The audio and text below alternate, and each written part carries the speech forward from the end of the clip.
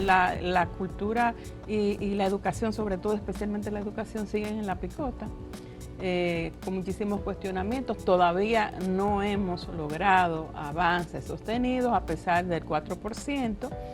Necesitan atenciones otros centros culturales del país. O sea, ojalá el Ministerio de Cultura le ponga atención, porque es una tarea que está pendiente. Pero hay que ponerle atención. Sobre todo es eso. A lo que ocurre en las provincias, en el ámbito cultural y sobre todo en esas provincias más pobres, tan distantes de Santo Domingo.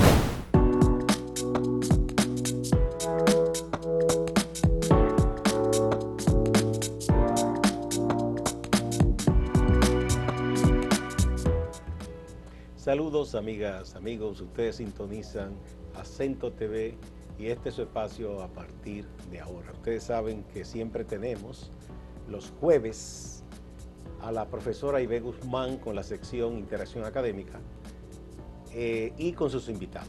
Hoy la invitada ha venido un poquito antes que la doctora Ivette Guzmán y la invitada es una querida amiga y colega de muchos años, Emilia Pereira. Bienvenida, Emilia. Gracias, Gustavo, me da mucho gusto estar nuevamente aquí y por supuesto todo mi cariño para Ivette Guzmán. Bueno, entendemos la situación, aquí estamos. Ella se va a incorporar quizá ahorita. Sí, sí, bueno, probablemente. Bueno, como presidenta de la Unión de Escritores Dominicanos, recuerdo que estuviste aquí de invitada junto con Abelina Stanley y ustedes habían hecho un planteamiento que me parecía interesante, que lo pusieron a disposición de los partidos y los candidatos en el momento en que se estaba el proceso camino hacia las elecciones, que yo creo que era un buen insumo, una buena materia prima para quien quisiera cogerlo y adaptar algunas cosas a su propuesta de gobierno, lo hiciera. Bueno, pasaron las elecciones, se supone que empieza un nuevo gobierno, que es un renuevo del gobierno del presidente Luis Abinader, que ganó las elecciones. ¿Cuáles son las expectativas que ustedes tienen de que alguna de esas propuestas se acojan para la política cultural del Estado Dominicano? Bueno, Gustavo, nosotros realmente quisiéramos que ahora que se abre un nuevo periodo de gobierno, pues las autoridades, tanto del ámbito educativo como del ámbito cultural, no sabemos si se van a producir cambios en titulares, eso es una potestad del presidente de la República, pero en todo caso, si se permanecen quienes están dirigiendo las áreas o llegan otros titulares, que en todo caso, pues yo creo que deben revisarse algunas políticas relacionadas con el ámbito de la cultura y de la educación. Sabemos que, bueno, la cultura y la educación, sobre todo, especialmente la educación, siguen en la picota. Con muchísimos cuestionamientos. Todavía no hemos logrado avances sostenidos a pesar del 4%. Y yo creo que sería bastante pertinente que se coloque sobre la mesa la posibilidad de que el país se embarque en un plan serio de lectura promovido desde instancias como el Ministerio de Educación en coordinación con el Ministerio de Cultura. En educación hay que hacer un trabajo muy grande a todos los niveles, pero yo creo que ayudaría muchísimo al país que se implemente un plan nacional de lectura que involucre a las escuelas, que también involucre a los barrios. Nosotros tenemos en los barrios muchísimos problemas con la juventud, hay mucha delincuencia, hay muchas horas muertas que se dedican a cosas que no son muy provechosas y que bien podrían fomentarse los clubes de lectura. En las escuelas tenemos una tanda extendida que todavía no está muy bien servida a nivel de planificación en cómo se van a ocupar esas horas. Entonces escuchamos las quejas de que hay muchos muchachos dando saltos en la tarde, dando brincos, sin que realmente ejecuten tareas, si fuera aprendan. brinco con una actividad deportiva dirigida, ¿verdad? no fuera malo, ¿verdad? Pero no fuera malo, pero tampoco no está todo ese es programa deportivo que sería también muy provechoso. Sí. El caso es que las posibilidades que tenemos bueno, el espacio está, yo creo que ha faltado en muchos gobiernos la voluntad realmente de concebir un plan nacional de lectura y de ejecutarlo. Incluso hemos visto lanzamientos de planes de lectura. En este mismo gobierno tuvimos en el Ministerio de Educación a inicios que se habló de un plan de lectura y comenzó a hacerse un trabajo. Se hicieron algunas cosas. Se hicieron algunas cosas. Estaba el amigo Luis Resanto ahí. Exactamente, pero cuando se produjo el cambio de gobierno, todo eso naufragó, esa iniciativa. El cambio de ministro en ese caso. El cambio de ministro, mejor dicho, sí, el cambio de ministro. Y ya apenas oímos hablar de ese proyecto que se ejecutaba desde el Departamento de Cultura. Y es una pena, porque un ministerio no debería gestionarse de esa forma. O sea, si se cambia un ministro, entonces llega el otro con un libro totalmente nuevo y ya se relega y ni siquiera se reevalúa qué se hizo, fue provechoso o no. Entonces se parte totalmente de cero y se borra. Siempre Entonces, estamos empezando. Estamos comenzando y eso ha sido, yo creo, bastante negativo. Mira, tú te refieres, y me parece importantísimo, al hecho de que hay que hacer una buena incidencia en barrios, sobre todo en los barrios de las zonas urbanas, donde sabemos que hay otras incidencias que no son positivas. A cada media cuadra hay un drink, como llaman, una tienda de alcohol, y en una misma cuadra hay 3 y 4 bancas de lotería y apuestas. Y otras cosas. Entre otras cosas, esos son de las legales. De las legales. Entonces, nos quejamos a veces de que los muchachos, que si les gusta cierto tipo de música, que no es música, que si no hacen esto, pero ¿qué le estamos llevando? Y la experiencia que tengo es, yo contrario a lo que mucha gente piensa, digo que no es cierto que a un joven no le gusta una buena lectura. Si no la conoce, obviamente no la puede, pero una vez que la prueba, que la disfruta, le gusta. Claro. Y hemos visto eso. Recientemente la profesora Teresa Ubrí de la Ucamaima, que me llevó a una de sus clases de invitados conversando con los estudiantes, me mostró un video de un grupo de alumnas muy jóvenes analizando unos cuentos míos y me quedé encantado, y la capacidad analítica. Pero si no se les da a los muchachos la lectura, y lo hemos visto eso con muchachos de escuelas preuniversitarias también, pero hay que llevarle el libro, hay que llevarle la lectura. Tiene que haber un trabajo y lo mismo pasa, por ejemplo, con la música. Nosotros tenemos ahora unos movimientos urbanos con mucha fuerza y cuando escuchamos aquellas letras tú dices, bueno, pero ¿y dónde es que está el sentido común y la lírica? ¿Y dónde es que está la melodía? ¿Y dónde es que está la armonía? Eso es otro mundo. Entonces tú no entiendes, pero son sumamente populares y tienen una enorme incidencia. Y algunos hasta tienen cierta denuncia social, ¿eh? Sí, y a veces tú dices, pero ¿y qué está pasando con el gusto musical? Es que nos vamos a acostumbrar a que no haya gusto musical, que estos fenómenos sean los arrasadores.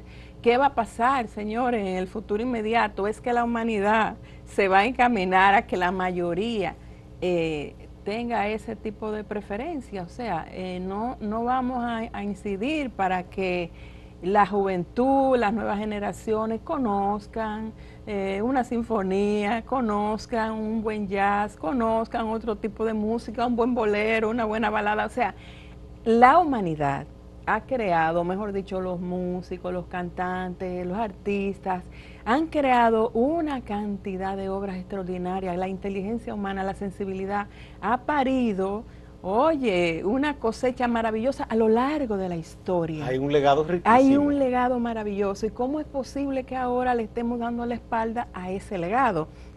Y está pasando, te voy a decir, incluso desde los medios de comunicación. El espacio que se le dedica a ese tipo de contenido en desmedro de otros, bueno, es lo que está llevando a que esas sean las preferencias. Porque ahí hay otra cosa también, ¿entiendes? Emilia. De hecho, los medios vivimos con una presión permanente de la misma publicitaria y quienes siguen las mediciones dicen, pero ustedes no están en la tendencia. Ajá. La tendencia puede ser que venga cualquiera persona en uno de esos lugares que dicen plataformas de contenido, lo que sea, y cuente que si fulanita le pegó cuerno a fulano, que si fulano se declaró esto. Las cosas, tú y yo aprendimos en las aulas universitarias, que noticias son temas de interés general, que toquen o afecten a una colectividad. Exactamente. Pero lo que yo coma o no coma, o la forma en que me cueste, eso no le debe importar a nadie en la vida. Bueno, todo eso ha cambiado, ese es otro tema, el periodismo, las preferencias, o sea, ahora mismo, fíjate que la calidad de la televisión ha bajado. Muchísimo. Muchísimo, ¿por qué? Porque antes, te estoy hablando de hace unos 10 años, para producir un programa de televisión había que tener y cumplir con unos parámetros de calidad extraordinarios. Ahora cualquiera aparece donde quiera. Tú ves unos videos con un basurero detrás y un tipo con un micrófono que no se oye bien diciendo toda la mala palabra del mundo y eso se hace viral en YouTube. Y ganan plata con eso. Y entonces ya tú sabes. Vamos a una pausa, querida Emilia, y volvemos.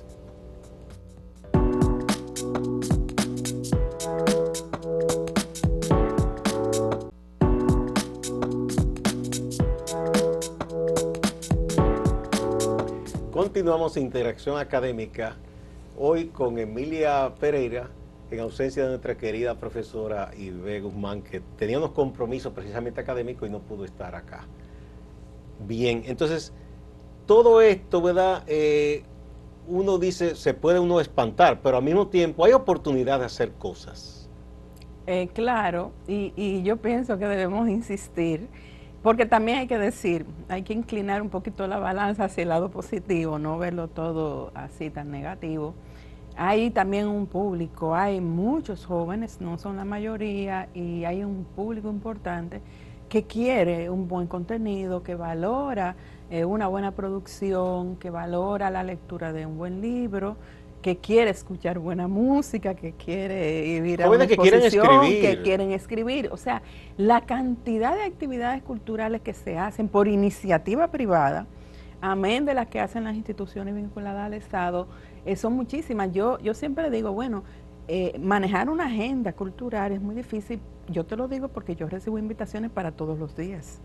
Y yo digo, bueno, pero si yo me dedico nada más a ir a actividades culturales, yo no voy a trabajar. No voy a escribir, yo no voy a trabajar, yo tengo que estar de salón. Algo que yo digo, voy a estar el día entero en el vedetismo literario y yo no puedo. Entonces, es imposible. Porque hay mucha actividad. Sobre todo con una ciudad tan traumática para uno transitar. Te invitan de aquí, te invitan de allá, pero también del interior del país. Te invitan incluso para hablarle a estudiantes que están en Montecristi. Yo he tenido conexiones por Zoom. A mí me encanta eso, pero no siempre uno puede estar. No siempre se puede, pero yo recuerdo que en la época de la pandemia hubo un día que yo dije, ya no aguanto un Zoom más. Ay, o webinar, yo lo cogí odio. No aguanto uno más porque eran grupo de allí, grupo de acá, grupo de lectores de allá, de acá, o sea, y era un día, yo me abrumé un día y dije, ya no resisto, voy a durar por lo menos 15 días sin un Zoom, porque no puedo. Y realmente hay mucha actividad y se respaldan las que son posibles, porque no podemos estar en todo. Pero así hay mucha gente queriendo hacer cosas, hay estudiantes leyendo, hay grupos de lectores, grupos de lectoras muy, muy buenos, déjame decirte, y eso da mucha esperanza. Ahora, yo creo que cuando tú tienes un presupuesto, como lo tiene el Estado Dominicano y lo tienen sus instituciones, hay que pensar un poco en cómo invertir ese presupuesto para que sea... tan abundante. No es tan más abundante, y te pongo el caso, por ejemplo, de los centros culturales de las provincias, que depende del Ministerio de Cultura.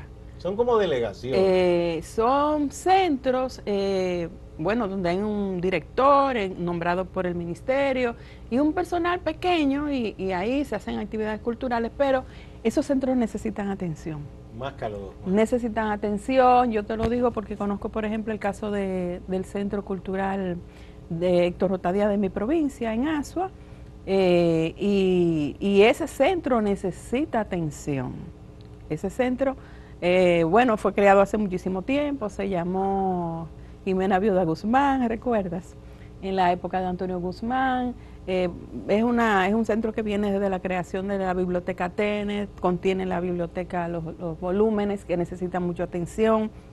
Y cuando tú entras al centro cultural, tú te das cuenta de que necesita atención. Sí, pero también necesitan atenciones otros centros culturales del país. O sea, ojalá el Ministerio de Cultura le ponga atención porque es una tarea que está pendiente. Y yo creo que hay una parte que se puede gestionar. Yo creo mucho ahí en la cogestión. porque el Estado no puede estar, no tiene recursos para todo, ni puede estar en todas partes permanentemente, pero un centro, ¿verdad?, que el Estado ponga una parte y la otra, hay esos jóvenes gestores culturales, activistas culturales, que se le dé algún tipo de ayuda y que se logren acuerdos o interinstitucionales con otras instituciones que también apoyen a esos centros, aunque sea una dependencia de cultura. Las alcaldías, por ejemplo, que hay una obligación hasta presupuestal, es poco porque es 1% para juventud, cultura, educación y tema de mujer, o sea, es como un chinchín para todo el mundo, pero algo es algo. Pero además, que se logren acuerdos quizá con los comerciantes o empresarios locales, que es una buena causa y yo creo que nadie se negaría a aportar algo. Claro. Yo creo, pero eso hay que darle un dinamismo tiene que haber como una política. Una política clara, y que se le dé un seguimiento y un aliento permanente. Exactamente, porque si no, no funciona. Pero hay que poner la atención. Sobre todo es eso. A lo que ocurre en las provincias, en el ámbito cultural y sobre todo en esas provincias más pobres, tan distantes de Santo Domingo. Que necesitan todavía más atención. Hay que hacer un trabajo cultural, hay que hacer y también vincularlo con el sector educativo.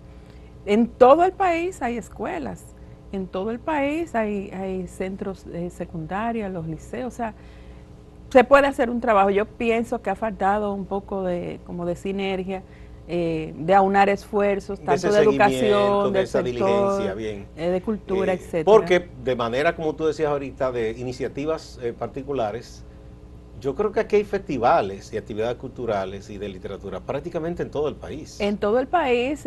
Solo por poner en el caso del sur, tú que vienes de la región así sur, es. hay dos o tres festivales. Hay dos o tres anuales. Anuales, en el Cibao igual. En el Cibao igual, y son iniciativas privadas. Y que se ha mantenido, el que hace Noella, eso tiene casi 20 años. Exactamente, yo he estado por allá y por supuesto el evento que organiza anualmente el Centro Perelló de Baní. Hemos estado en Ocoa, en las actividades culturales. Bueno, y el Centro León, que aunque es una entidad que tiene mucha plata, ¿verdad?, por la familia que lo sustenta, pero hacen un gran permanentemente trabajo. Hacen un gran trabajo. Pero en Santiago y en otros lugares del Cibao hay mucha iniciativa privada.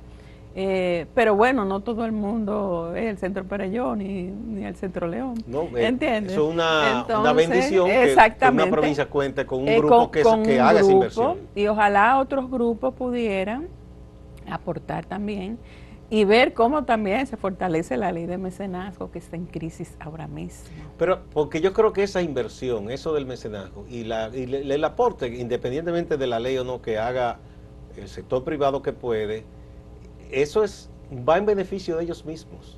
Porque si tú tienes una sociedad más educada, esa sociedad progresa más.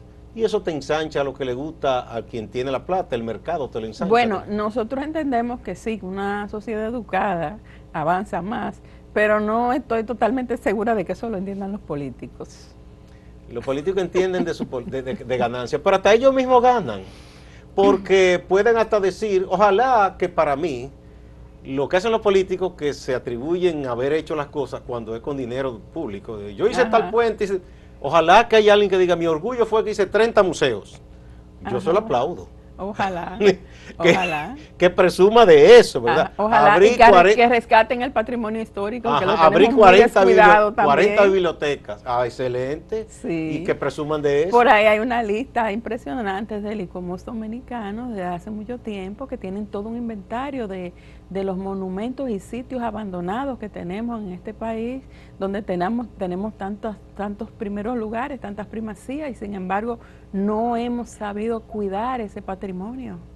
O sea, tenemos demasiadas tareas pendientes en el campo de la cultura y de la preservación de nuestros recursos, que están ahí, señores, que le podemos sacar provecho incluso desde el punto de vista turístico. Sí, porque no todo turista viene a la playa y a meterse en fiesta. Hay gente que le interesan otras cosas. Claro. Una cosa, Emilia, es en el otro, digamos, ámbito del mundo literario, aquí hay unos esfuerzos de compañeros y compañeras que hacen pequeñas marcas editoriales, modestas, porque imagínate, no es que tenemos la gran industria, no somos México, ni España o Argentina, y hacen festivales, hacen cosas, hacen un pequeño sello literario, y cada quien como puede trata de sacar un poco la cabeza.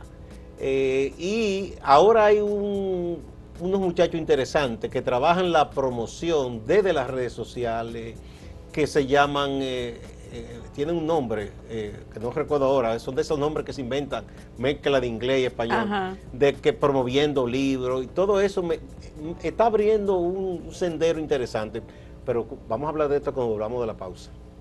Que ya me...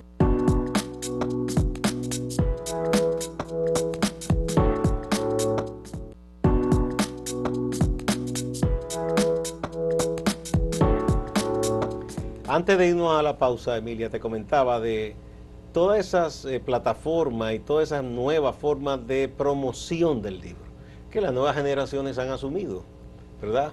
Que te hacen un comentario en Facebook, en TikTok, en Instagram, en YouTube, toman una novela tuya, por ejemplo, Sí. y le hacen incluso hasta una especie a veces de escenificación a un fragmento. ¿Cómo tú ves ese movimiento? Me parece muy interesante porque todo esto contribuye a la difusión del libro y bueno, estos recursos están disponibles, incluso en muchas ocasiones de manera gratuita, y yo creo que tenemos que aprovecharlos todos porque ayuda a la proyección de la cultura, del libro, ayuda también a que no solamente se lea el libro digital, sino también el libro físico. Nosotros tenemos que entender que hay una nueva generación que le gusta mucho leer en digital. Bueno, y también de esa misma generación joven, hay mucha gente que le gusta leer en físico. Entonces, los formatos, ambos formatos yo creo que van a coexistir durante mucho tiempo. Hay gente que piensa que el formato físico va a desaparecer por completo, pero yo pienso que se va a mantener por mucho tiempo, que quizás nosotros no veamos su desaparición. Emilia, va a pasar un poco como con la industria de la música, que entonces crean unos grupos de fanáticos, de melómanos, coleccionistas, que por ejemplo conservan el disco de vinilo. Ajá. Yo salí de mi disco de vinilo hace mucho, Sí. pero bueno. Entonces, ¿qué pasa? Decían estos días en una entrevista que le hizo a Amelia de Champs, a un amigo que tiene aquí un club del disco de vinilo, que él decía, por ejemplo, este disco, y sacó un disco de Fefita la Grande, dice, no se ha editado más. No, no. Ni aparece en digital. Entonces, quien lo quiera tener, tiene que o buscar un vinilo viejo por ahí, o apelar a que alguien que tenga un vinilo le haga una copia, lo que fuere, ¿no? Sí, bueno, hay una complicación con ese tipo de productos que son ya, bueno, del pasado, porque por ejemplo, para tú escuchar ese disco, tú tienes que tener un tocadisco que funcione bien, pero resulta que esos tocadiscos yo creo que ya no los fabrican. Bueno, ahí no sé si aparecen, la pero 30 de marzo aparecen todavía lo venden, pero ¿hasta cuándo? Por ejemplo, los CD que usábamos mucho, yo tengo montones de fotos y materiales guardados en CD, y ya eso es como una cuestión de museo, porque ya... De hecho, las películas... yo tengo una colección de películas que hace tiempo hay algunas que quiero ver de nuevo, ajá, pero ya los reproductores de CD, de DVD, ya si se te daña no lo están vendiendo. Entonces eso es un problema, porque ¿qué va a pasar dentro de 10, de 15 años? Vamos a poder ver esos materiales que teníamos guardados en eso me lleva a otro filón del asunto. Ajá. Como no somos un gran mercado, entonces países como el nuestro casi están supeditados en todas esas plataformas y todas esas cosas a lo que decidan otros mercados. Sí. Y eso es un problema, porque entonces tú dices, bueno, yo tengo tal aplicación que uno paga mensual de película, pero ahí te ponen lo que quieren, lo que programan eso. A veces tú quieres ver tal película que te gustó mucho y volver a verla, a veces hasta para analizarla. Ah, no, ya la quitaron de ahí. Eso no está ahí, sino en otra plataforma en la que tú no estás suscrito. Sí. Así es. Y entonces todo eso también es un poco de trampa, ¿no? Porque el producto cultural, audiovisual de países pequeños, no compite en igualdad de condiciones con esos grandes productoras y esas cosas, ¿no? No, eso es un problema y bueno, nosotros que tenemos un mercado pequeño, que somos un país que estamos comenzando en muchos renglones, digamos, porque no tenemos una gran tradición, por ejemplo, en el campo del cine, es un renglón prácticamente nuevo. Tenemos esas dificultades, pero también la tenemos con el mercado del libro, y en otros ámbitos de la cultura lo tenemos que ir navegando en esas aguas que no son muy convenientes para nosotros, no son muy favorables, pero bueno, tendremos que persistir porque lo otro es... En el mercado del libro, me decía un amigo español, dice, mira, hay un fenómeno interesante que para usted en América Latina es importante. España, por el tema de las autonomías y todo el movimiento independentista, en lugares de esos gobiernos autónomos que su lengua originaria no es el castellano, es otra. Por el tema de las tensiones con el gobierno español, muchas están dejando prácticamente de enseñar a los niños el español. Entonces él dice, con el tiempo pudiera reducirse los españoles que hablamos español a una cosita. Y el gran mercado del idioma español, ¿cuál es? América Latina. América Latina. América, o sea, sí. México, que solo en el DF hay más hispanoparlantes que en toda España. Argentina, Colombia, Venezuela. Los países más grandes de América Latina. Y bueno, y todos los demás, los pequeños, los que estamos aquí en el Caribe, que hablamos el castellano con cierto sabor. Entonces sí. Decía, eso es interesante para la industria literaria latinoamericana. Sí, pero para competir en un mercado así, para crear oportunidades, hay que trabajar mucho y planificadamente y lograr penetrar un mercado como el de México, por ejemplo. Exactamente, se requiere un trabajo, trabajar de manera estratégica y bueno, habría que ver si nosotros pudiéramos lograr eso, ojalá que pudiéramos lograrlo, pero por la iniciativa privada no veo ahora mismo las perspectivas de que pueda ser. En cuanto a... Aquí de hecho no tenemos una gran industria. Al interés que pueda tener el Estado en desarrollar ese tipo de mercado, tampoco veo ninguna iniciativa, ninguna Eso posibilidad. Requiere una gran inversión. Requiere una gran inversión, y es lo que te digo, habría que pensar qué el país quiere a nivel cultural en todos los sentidos, tanto desde el sector público como desde el sector privado. O sea, debería como darse un diálogo para analizar todo eso. Y lo ver. Que en principio te pregunté del documento que ustedes hicieron en la Unión Dominicana de Escritores. Ajá. ¿Han tenido algún tipo de retroalimentación? Bueno, hemos tenido retroalimentación de la gente del ámbito cultural. Pero no de los políticos, no de los políticos. Ojalá que alguien lo desempolve por ahí un día y diga, mira, pero esto lo puedo utilizar. Exactamente, y sí llegó, sabemos que el documento llegó. Esperamos que ahora, como te digo, que se abren,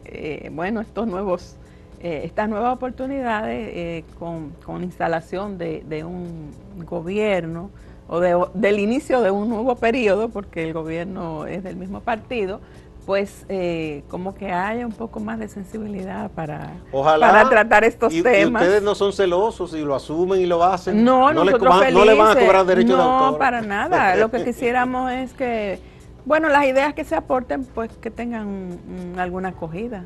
Claro que sí. Muchas gracias, Emilia. Ha sido un gusto contar contigo aquí. Gracias a ti, a Ivette. Sí, caramba, un saludo a Ivette, que debe estar en sus asuntos académicos. Muchas gracias. Igual a ustedes, amigas y amigos, no se vayan, que hay más en Acento TV y Acento Portal.